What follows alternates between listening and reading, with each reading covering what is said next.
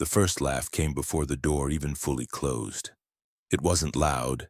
It wasn't cruel in the obvious way. It was the kind of laugh meant to signal disbelief, the kind that said someone didn't take you seriously enough to hide it. A few heads turned instinctively toward the sound, and then toward the man standing just inside the entryway. He stood straight, shoulders squared by habit more than pride, wearing his army dress uniform like he'd worn it 100 times before. Quietly, without asking for attention, the fabric was pressed clean. The insignia set exactly where it belonged. He hadn't put it on to impress anyone. He wore it because it was who he was. Across the living room, his father leaned back in his chair, glass raised halfway to his mouth, a smirk spreading across his face. "You wore that?" the older man said, not bothering to lower his voice. A ripple of uncomfortable silence moved through the room. This wasn't a small gathering. It was one of those public family celebrations where people came dressed nicely and opinions came dressed sharper. Neighbors, cousins, old friends. Too many witnesses for anything to be brushed aside later. The soldier didn't respond. He simply stepped forward, greeting a few relatives with nods, his expression calm, practiced. Years of discipline had taught him when not to react. His wife walked in beside him. She didn't say anything at first. She just took in the room, the stiff smiles, the curious glances, the way her father-in-law's amusement lingered too long. She reached for her husband's hand, squeezing it once, grounding him. His father laughed again, this time louder. "I just don't get it," the older man continued. "All that time away, all that fuss. For a uniform and a paycheck the government hands out like candy." The words landed hard, sharper than the laugh that delivered them. Before I tell you what happened next, subscribe to the channel and let me know in the comments where you're watching from. It helps more than you know. The soldier finally looked up then, meeting his father's eyes. There was no anger in his face, no embarrassment either. Just something tired, something measured. He'd heard variations of this before, growing up under a roof where worth was measured in promotions and comfort, not service or sacrifice. "It's good to see you too," he said evenly. A few people chuckled nervously, hoping that would be the end of it. It wasn't. His father set his glass down and stood, swaying just enough to suggest confidence fueled by alcohol and familiarity. "You could have done more with yourself," he said. "You were smart. You didn't need to run off playing soldier." Playing. The word hung in the air. The soldier's jaw tightened, just slightly. He had spent years learning when to hold his ground and when to stand down. This wasn't a battlefield. This was worse in its own way. "I didn't run off," he replied. "I chose a path." His father waved a dismissive hand. "A path that kept you away from family, from real opportunity, from comfort?" the soldier asked quietly. That earned a scoff. "From success." The room shifted. People exchanged glances. Someone cleared their throat. No one stepped in. His wife let go of his hand. She stepped forward instead. She wasn't loud. She didn't raise her voice. She simply turned to face his father fully. Her posture relaxed, her expression calm in a way that commanded attention. "You're right," she said gently. "He didn't choose comfort." The older man blinked, surprised to be addressed. "He chose duty," she continued. "He chose to stand where other people wouldn't. He chose nights you slept peacefully and days you never had to think about." Her voice never wavered. "And while you laughed," she added, "he was learning how to come home carrying things he never put down." The room went silent. His father opened his mouth, then stopped. Whatever comeback he'd expected didn't arrive. The soldier turned toward his wife, something unreadable passing through his eyes. Gratitude, maybe. Or relief. She wasn't finished, but she didn't press yet. Not here. Not now. Because sometimes the most powerful words were the ones that simply opened the door. And as the room struggled to recover from what she'd just said, his father didn't realize one thing. Those few words were only the beginning of a truth he'd spent years avoiding. The silence didn't break right away. It stretched, thick and awkward, until someone finally laughed too loudly near the drinks table, trying to pull the room back to normal. A few conversations restarted in low murmurs, but the shift had already happened. Something had cracked, and everyone could feel it. The soldier's father cleared his throat and picked up his glass again, avoiding his son's eyes now. "I didn't mean it like that," he muttered, the confidence from earlier thinning. People are too sensitive these days. The soldier said nothing. He had learned long ago that arguing with his father never led anywhere useful. Every disagreement turned into a lecture, every explanation into a dismissal. Silence for him had become a kind of armor. His wife stepped back to his side, resting her hand lightly on his arm. She didn't look at him for reassurance. She already knew what he felt. They had lived through too many quiet nights and unfinished sentences together for her not to. Across the room, his mother hovered near the window, pretending to straighten a curtain that didn't need fixing. She had mastered the art of being present without participating. It was how she had survived decades of living between strong opinions and fragile egos. "Food's getting cold," someone announced, grateful for an excuse to redirect attention.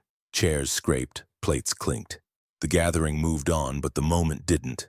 It followed the soldier like a shadow as he stood near the table, nodding politely when spoken to, answering questions with short, careful replies. "So what do you actually do?" a distant cousin asked, gesturing vaguely at the uniform. "Like, day to day?" The soldier considered the question. There were answers he could give, safe ones. Training, logistics, leadership, words that sounded important without revealing anything. "I lead people," he said simply. "And I make decisions that matter." The cousin nodded, unsure what to do with that. From across the room, his father watched the exchange, his expression unreadable. The laughter from earlier was gone. In its place sat something closer to irritation mixed with discomfort. The soldier recognized it. It was the look his father wore when things didn't fit neatly into the version of the world he preferred. Later, outside on the back patio, the air felt cooler. String lights buzzed softly overhead. The soldier leaned against the railing, finally able to breathe without eyes on him. His wife joined him, handing him a glass of water. "You okay?" He nodded once. "I am." She studied his face. "You don't have to be." He gave a faint smile. "I know." Inside, raised voices flared briefly. Not shouting, but tension. His father's voice carried through the open door, sharp and defensive. His mother's softer, strained. The soldier didn't move. "You're not going to talk to him?" his wife asked gently. "Not tonight," he said. "He doesn't hear things when he feels cornered." She nodded.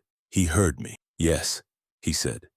That's what surprised him. A few minutes later, his father stepped outside. He stopped short when he saw them together, his son still in uniform, his daughter-in-law calm and composed beside him. "I didn't know you felt that way," the older man said, not quite looking at either of them. His wife turned toward him. "You didn't ask." His father bristled. "This is family." "Exactly," she replied. "That's why words matter." The soldier finally spoke. "You don't have to understand my choices," he said evenly. "But you don't get to belittle them." His father scoffed, though it lacked force. "I built something with my life." "So did he," his wife said, her tone firm now. "Just not the kind you can measure from your living room." That landed harder than shouting ever could. His father stared at her, then at his son. For a brief moment, something like uncertainty crossed his face. Not regret. Not yet. But the first crack in certainty. "I just wanted better for you," the older man said. The soldier met his gaze. "I wanted different." They stood there in silence, the night air cool between them. His father shook his head and walked away, but slower than before. The soldier exhaled, tension finally loosening in his shoulders. His wife slipped her hand into his again. "That wasn't the end," she said quietly. "No," he agreed, "but it was a start." He didn't know then how much his father would think about those words, or how deeply they would echo later when pride finally gave way to something else.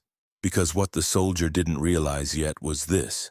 His father's laughter that night would be replaced by a question he'd never asked before, and it would change everything between them. The question came 3 days later, not loudly and not with the certainty his father usually carried. It came as a message on the soldier's phone while he sat at the kitchen table early in the morning. Boots lined neatly by the door, uniform jacket folded with care. "Why do you still wear it?" No sarcasm, no punchline, just words. The soldier stared at the screen for a long moment before setting the phone down. His wife watched him from across the table, coffee warming her hands. "He reached out?" she asked. He nodded. "That's new." She didn't smile. She knew better than to celebrate too early.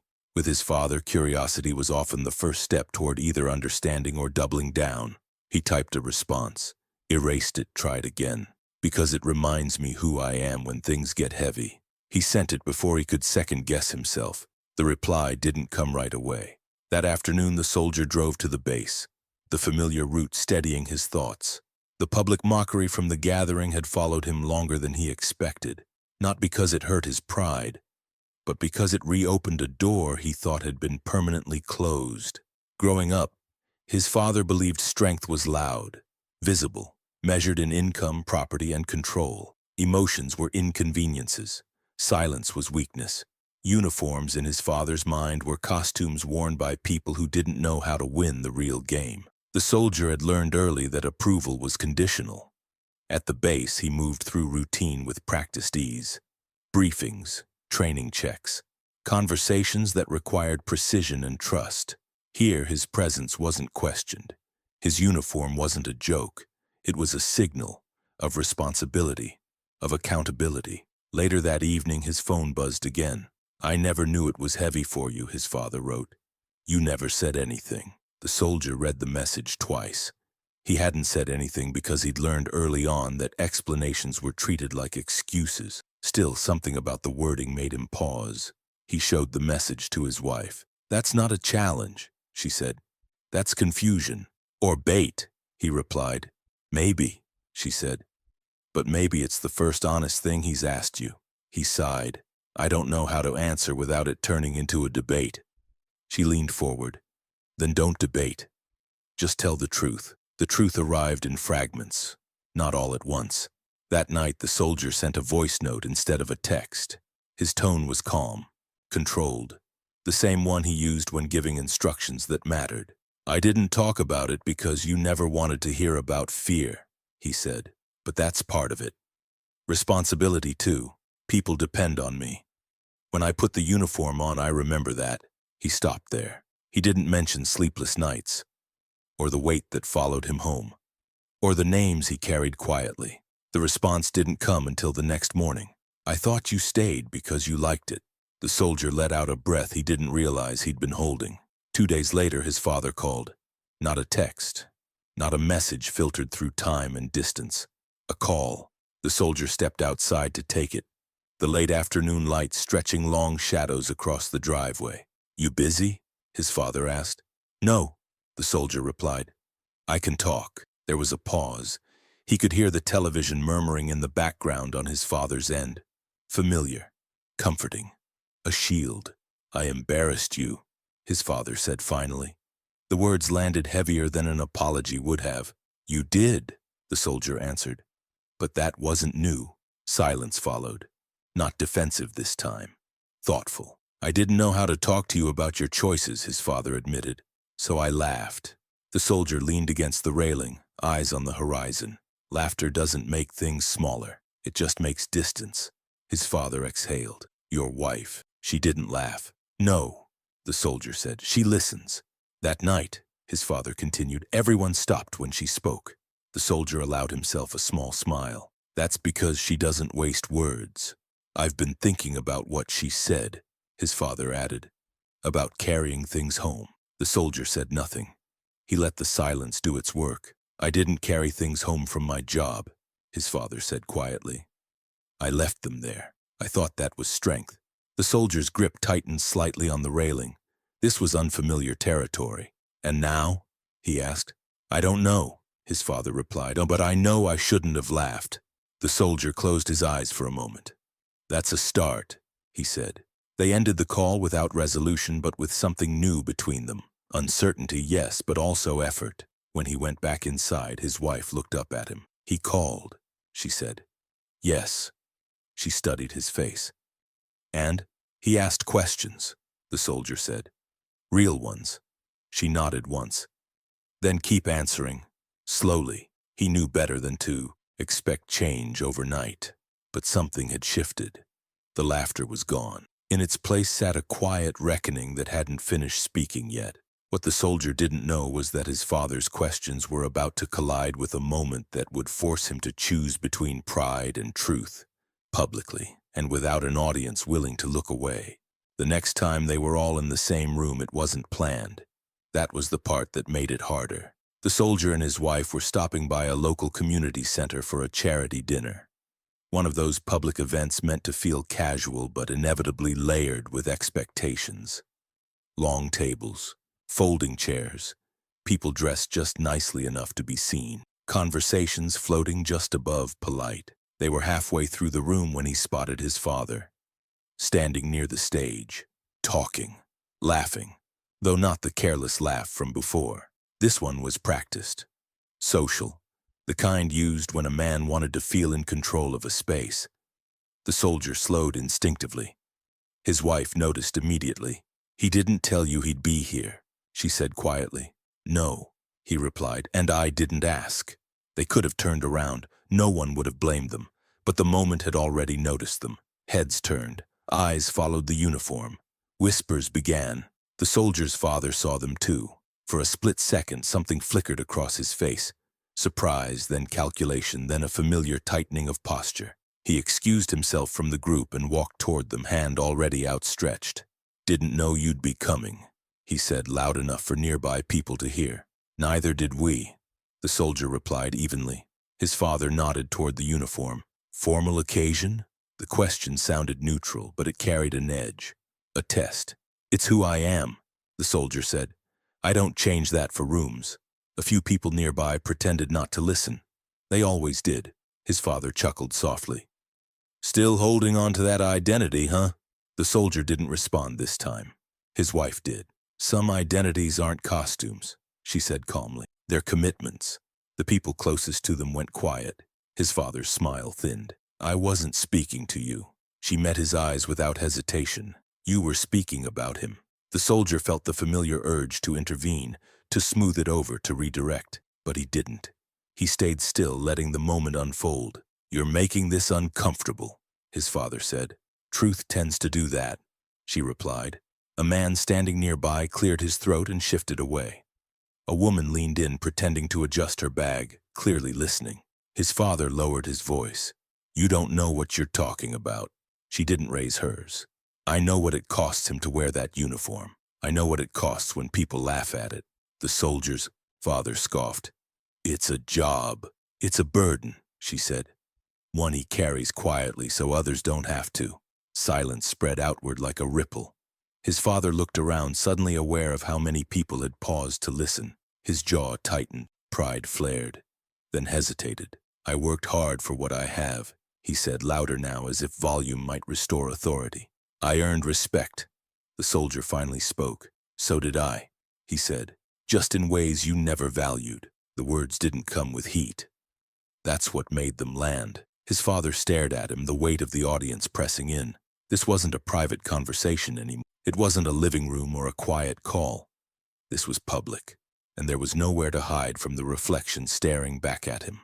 "You always think I'm the villain," his father muttered. "No," the soldier said. "I think you're afraid of what you don't understand." That stopped him. The room waited. His wife took a breath, not to continue, but to finish. "You laughed at him because you didn't know how to respect him," she said. "And tonight, that says more about you than it ever did about him." No shouting, no insults, just clarity. His father's shoulders dropped slightly, not in defeat but in exhaustion. "I didn't mean to hurt you," he said, quieter now. "But you did," the soldier replied, repeatedly. The man looked around once more at the faces no longer amused, no longer entertained. "I need some air," his father said abruptly. He walked away. The soldier stood there, pulse steady, the tension slowly releasing from his chest. His wife reached for his hand again, grounding him the way she always did. "You okay?" she asked. "Yes," he said, and this time it was true. They stayed for the rest of the event. People approached him not with curiosity but with something closer to respect. Some thanked him. Some said nothing at all, just nodded. When they left, the night air felt lighter. But the story wasn't over. Not yet. Because walking away didn't mean his father was done, and the next choice he made would decide whether pride finally gave way to something else entirely. The call came the next morning. Not early enough to feel urgent. Not late enough to feel accidental. The soldier recognized the number immediately and let it ring once before answering. "Hey," his father said. No greeting beyond that, no humor, no edge. "Hey," the soldier replied. There was background noise. Traffic, maybe a cafe. Somewhere public. Somewhere his father felt less exposed than the night before. I didn't sleep much, his father said. Kept replaying things. The soldier sat at the kitchen table, his wife moving quietly in the background, giving him space without asking. That happens sometimes, he said. A pause. Then, I didn't like how I looked. That was new. You've never liked how I look in that uniform. The soldier replied, not accusing, just stating fact. His father exhaled. I didn't like how I looked. Laughing. Talking down. Like I needed to be bigger by making you smaller. The soldier closed his eyes for a moment. What changed? He asked. Your wife, his father said. And the room. Everyone went quiet. No one agreed with me. No one laughed along. Silence followed. I realized something, his father continued. I don't know anything about your life. Not really. I never asked. I just judged. The soldier leaned back in his chair. You weren't interested. I was afraid, his father admitted. Afraid that if I asked, I'd have to admit you were stronger than me in ways I don't understand. That landed harder than any insult ever had. They didn't speak for a few seconds. The soldier let the moment breathe. I don't need your approval, he said finally. But I won't accept your disrespect anymore. I know, his father replied, and I don't expect forgiveness. But I want to try something different. Like what? Listening, his father said. Without interrupting. Without correcting. The soldier glanced toward the living room where his uniform jacket hung neatly on a chair. That won't be comfortable for you. I'm learning that comfort isn't the goal, his father said. They agreed to meet later that week. Not at home. Not at a family table, neutral ground. A small diner just outside town. The place smelled like coffee and old vinyl booths. Familiar. Safe. His father was already there when the soldier arrived, sitting straighter than usual. Hands folded instead of wrapped around a mug. They didn't hug. They didn't shake hands. They sat. Tell me what it's like, his father said. Don't explain it, just tell it. So the soldier did. He talked about responsibility, about making decisions when there wasn't a perfect answer, about carrying the weight of other people's safety. He talked about the silence after long days, about choosing calm when fear would be easier. He didn't talk about specifics. He didn't need to. His father listened, truly listened. No interruptions, no jokes, no corrections. When the soldier finished, his father stared at the table for a long moment. I was wrong, he said quietly. The soldier nodded. I know. I thought strength was about control, his father added. About being the loudest voice in the room. And now? And now I think it's about restraint, his father said. About showing up without needing to dominate. The soldier studied him. This wasn't redemption. Not yet. But it was movement. I can't change how I treated you, his father said. But I can change how I speak to you. And about you. That matters, the soldier replied. They stood to leave.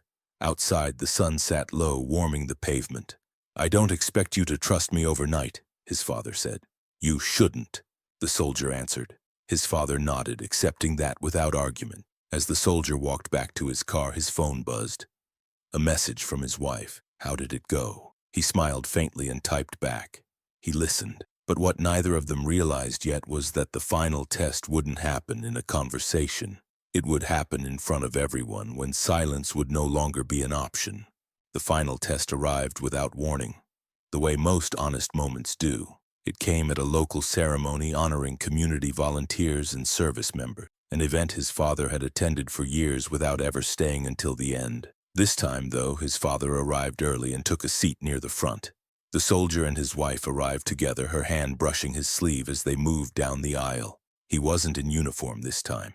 He didn't need to be. When his name was called, the room rose in polite applause. He stepped onto the stage with the same quiet steadiness he carried everywhere else, nodded to the presenter, and accepted the small plaque without fanfare. It wasn't about recognition. It never had been. Then something unexpected happened. His father stood, not quickly, not dramatically, just enough to be noticed. The murmur in the room softened. People turned. The soldier felt the shift before he saw it, the way attention leans forward when something unscripted is about to occur. The man took a breath and spoke, voice steady but unpolished. I've spent a lot of my life thinking strength meant having the final word, he said. I thought respect came from being right. I was wrong. The room stayed quiet. My son chose a life I didn't understand, his father continued. Instead of asking him about it, I mocked it, I laughed. And I did that in public. The soldier's chest tightened, not from fear, but from the weight of honesty filling the space. I'm not here to explain myself, his father said. I'm here to say this. The uniform I once laughed at represents restraint, responsibility, and service I never had the courage to carry. He turned, meeting his son's eyes. And I'm proud of you. No applause followed immediately. People needed a second to absorb it. Then the sound rose. Not loud, not performative, just genuine. The soldier nodded once. That was enough. After the ceremony, they stood outside beneath soft evening light. His father didn't reach for him. He waited. Thank you, the soldier said finally. For what? His father asked. For saying it out loud, he replied. For choosing humility, his father nodded. Your wife taught me something. The soldier smiled. She does that. They didn't talk long. They didn't need to. Some wounds heal quietly, not with speeches, but with changed behavior. As the soldier and his wife walked away, she glanced up at him. How do you feel? Lighter, he said. Not because he spoke, because he listened. She squeezed his hand. That's how things change. They drove home in comfortable silence, the kind built over years of shared understanding. The past didn't vanish. It settled. It found its place. And the soldier knew something with certainty. Respect earned slowly lasts longer than approval demanded. And if you've been listening this far, subscribe to the channel and let me know in the comments what time it is where you're watching from. It helps more than you know.